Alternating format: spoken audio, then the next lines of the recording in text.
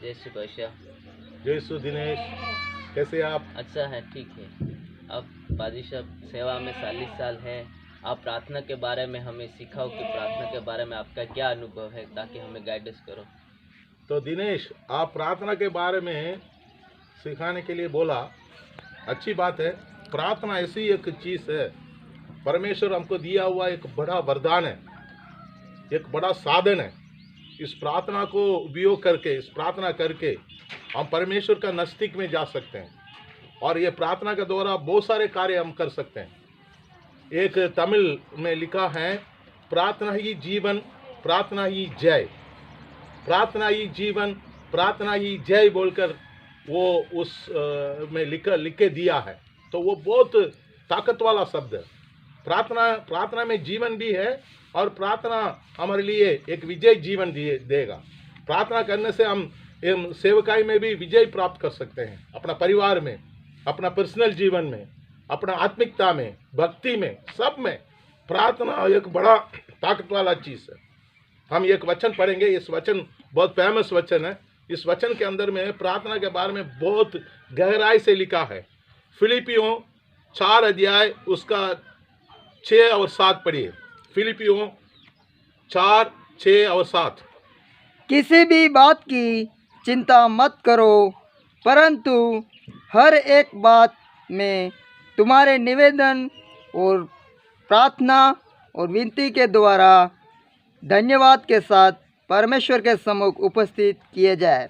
देखिए, किसी भी बातों को चिंता न करना, हर बातों को, आप हर चीज़ों को परमेश्वर के चरणों में ले जाना बोल रहे।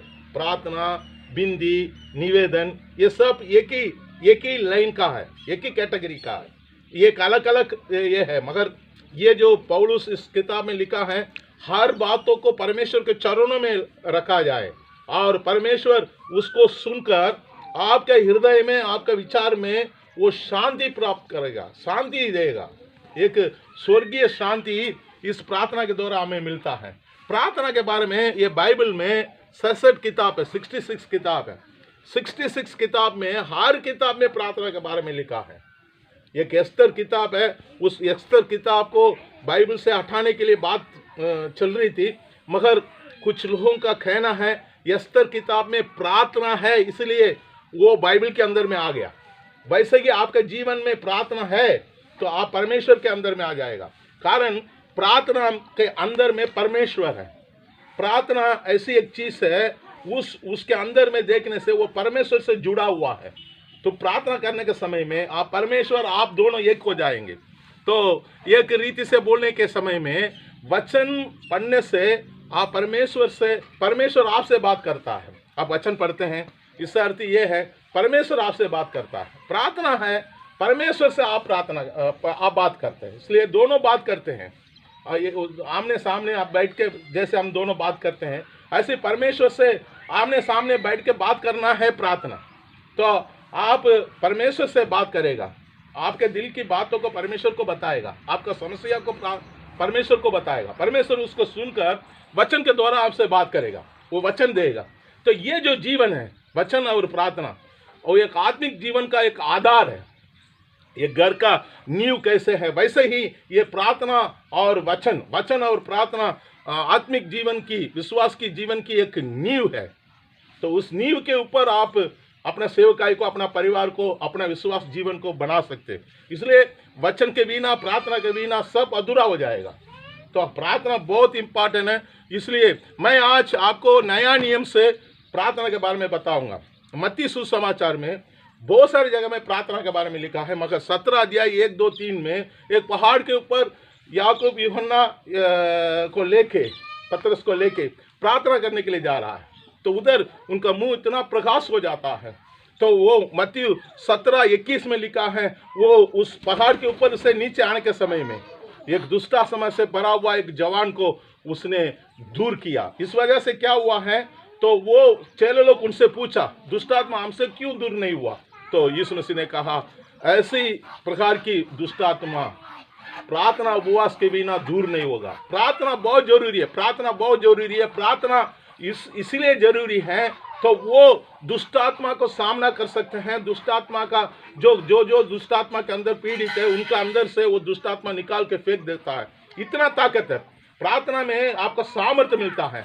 प्रार्थना में आपका चेहरा, आपका रूप परमेश्वर का रूप के अनुसार बदल सकता है, चमक सकता है। उधर ऐसे लिखा है, यीशु मसीह का मुंह बहुत चमक हो गया है, सूरज के समान चमकना शुरू हो गया। तो मेरे कहने के मतलब हम प्रार्थना करना बहुत जरूरी है। मरकुस 1:35 में लिखा है, यीशु मसीह बहुत सुबह एक अकेले जगह में जाके, सुनसान जगह में जाके, एकदम सुबह अर्ली इन द मॉर्निंग, मतलब 4 बजे के पहले जाके यीशु मसीह ने प्रार्थना किया। उस प्रार्थना के द्वारा परमेश्वर ने यीशु मसीह को प्रार्थना करने की जरूरत नहीं, फिर हमारे लिए नमूना बनाया। देखो, मैं यीशु मसीह है, मैं परमेश्वर का पुत्र हूँ, मैं इतना प्रार्थना करता हूँ, आप कितना प्रार्थना करना। यीशु मसीह को प्रार्थना करने की जरूरत नहीं है, मगर वो प्रार्थना किया। हमको प्रार्थना करने का जरूरत है, हम प्रार्थना नहीं कर रहे हैं।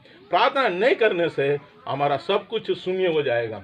यीशु मसीह ये सिखाया। लूका में 3 अध्याय 21-22 में लिखा है, वो बैप्टिस्मा लेने के समय में प्रार्थना किया। यीशु मसीह ने प्रार्थना किया। उस समय में स्वर्ग से एक आवाज आया, वो आवाज ये आया है, ये मेरा प्रिय पुत्र है, इससे मैं प्रसन्न हूँ। तो वो जो आवाज, परमेश्वर के आवाज, वो पवित्र आत्मा ऊपर से आया है। तो लूका 18:1-8 तक वो हमको इसलिए बोल रहा है, या होकर प्रार्थना करो, निराशा नहीं होना। प्रार्थना करने के समय में निराशा होना बोलकर यीशु मसीह हमको सिखाया है। यूहन्ना 17:1-2-3 में लिखा है, वो महायाजक का प्रार्थना, अंतिम प्रार्थना, एक पूरा अध्याय यीशु मसीह ने प्रार्थना के लिए ले लिया। तो प्रार्थना के लिए पूरा बाइबल समर्पित है, पूरा बाइबल का अध्याय समर्पित है, पूरा अध्याय पूरा प्रार्थना के द्वारा ही ये वचन, ये बाइबल एक बड़ा जीवन हो गया है। इस वजह से प्रार्थना हमारे जीवन में लगातार होना चाहिए। सुबह, दोपहर, रात में हम प्रार्थना एक श्वास के समान, जैसे आपके पास श्वास नहीं है तुम मर जाएगा, ऐसे ही प्रार्थना नहीं है आत्मिक जीवन में, हम क्या हो जाएंगे, मर जाएंगे। प्रेरित का काम में मैं बोल सकता हूँ, प्रेरित का काम, वो प्रार्थना क्या काम किया है, प्रेरित लोग क्या काम किया, चेले लोग क्या काम किया, वो लोग प्रार्थना किया। पहला ही अध्याय में, दूसरी अध्याय में प्रार्थना किया, 120 लोग प्रार्थना किया।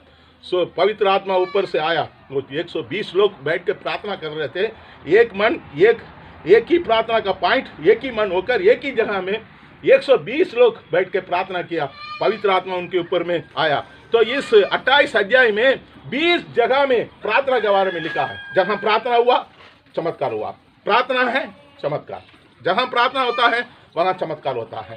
पौलुस अपना रोमियो से फिलोमोन तक जो 13 किताब लिख के दिया है, उस सब में पौलुस ये बोलता है, ये मेरे रात दिन मैं आपके लिए प्रार्थना करता हूँ। एक जगह में निवेदन करता है, ये भाइयों हमारे लिए प्रार्थना करो, हमारे लिए प्रार्थना करो। तो मतलब प्रार्थना के साथ उनका सेवकाई जुड़ी हुई थी। तो वो सारे 13 किताब में लिखा है।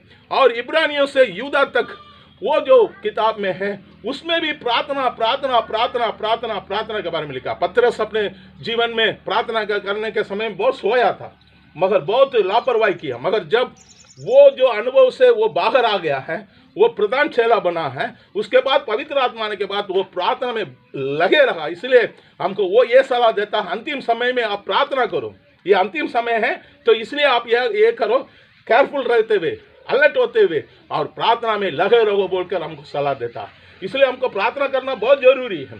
ऐसे ही अंतिम किताब प्रकाशित वाक्य अंतिम किताब में लिखा है, अंतिम किताब में पूरा प्रार्थना का बारे में लिखा है। उसमें लिखा है पवित्र लोगों का दुआ, पवित्र लोगों का उस प्रार्थना परमेश्वर को पसंद बोल के एक जगह में लिखा है। पवित्र लोग वो होता है, वो प्रार्थना करने वाला होता है। मगर ये बाइबल ऐसे ही वचनों से समाप्त हो रही है।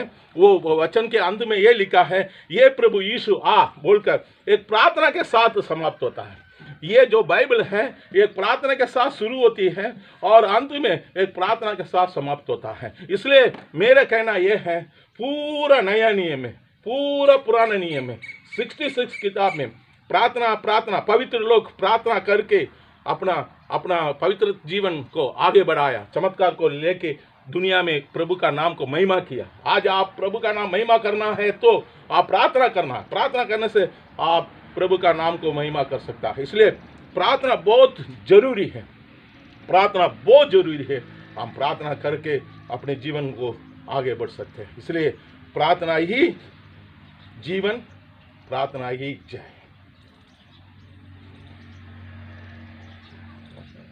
ठीक है भाई साहब, आपने प्रार्थना के बारे में हमें आपका अनुभव बताया, हमें सिखाया प्रार्थना के बारे में, तो हम अच्छा सा प्रार्थना करते हुए अपने जीवन में हम आगे बढ़ेंगे। केवल दिनेश आप नहीं, ये सुनने वाले, मैं, सब लोग विश्वासियों, सेवक लोग को हम आप प्रार्थना करने से, प्रभु सेवकाई में प्रार्थना करने से सेवकाई परमेश्वर देगा, सेवकाई में इस्तेमाल करेगा, वरदान आपके अंदर में काम करना शुरू कर देगा। तो प्रार्थना ही करना है, प्रार्थना करने से आपका सब कुछ हो जाएगा दिनेश, प्रभु आपका इस्तेमाल भी करेगा।